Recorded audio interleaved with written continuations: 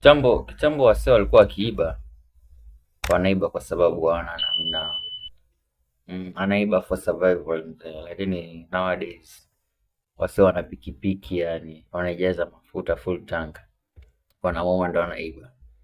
Wanaiba masimu, hata wanaiba mpaka mama zetu yani.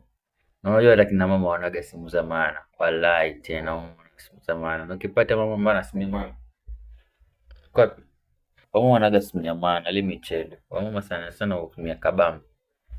Lakini ukipata mpaka kuna smartphone labda, that's what I'm telling you. Yaani Mungu ametubless mpaka na pikipiki. Vijana mmekuwa blessed sana. Sijui nyinyi vile yaga muone opportunities ambazo ziko in front of you. Lakini sasa wengi wanakufa kwa sababu hii pesa ya haraka haraka, which is not good. Sasa unaona kama hii hapa. Na sijui kwa ameshikilia bunduki ama ni kisu hicho ametolewa. Nadhani ni bunduki. Yaani bunduki hiyo. Such a sad story.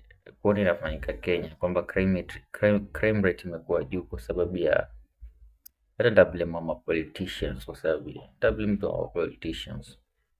Zile pesa zote ambazo wanakopa wanaweka mifukoni kwa sababu baada ya kuenda kutengeneza facilities ambazo create employment.